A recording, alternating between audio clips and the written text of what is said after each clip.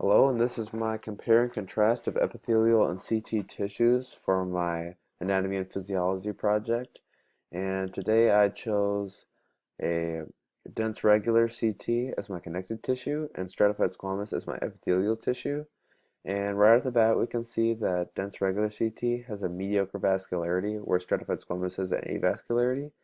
And this is another one of those examples where structure determines function, as stratified squamous' function is to protect the surface of body parts in the sense that it reproduces a lot, so it doesn't need to have a lot of blood supply since it's just a protective surface. It's going to get damaged a lot when, as opposed to dense regular CT and its function of making up tendons and ligaments in the body, so it doesn't reproduce as much and it doesn't need to be reproduced as often. So we can also see in this next slide that the makeup of dense regular CT is mostly of collagenous fibers, where stratified squamous is just a bunch of squamous cells packed together in a bunch of layers. And this is two different ways they maintain their structure.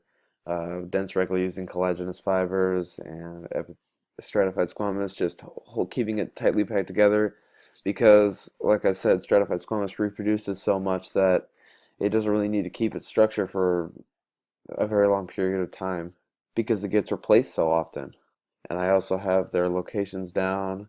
Dense regular CT is located in internal joints and ligaments, while stratified squamous is located on the surface of skin and the epidermis, protecting the surface of the skin.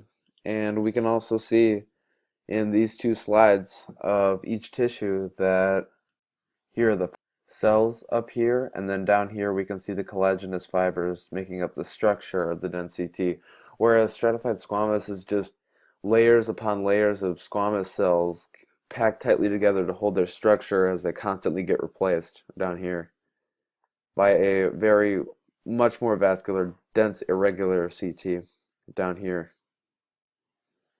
And that's all I have on the dense regular connective tissue and stratified squamous, so I guess that'll be my project.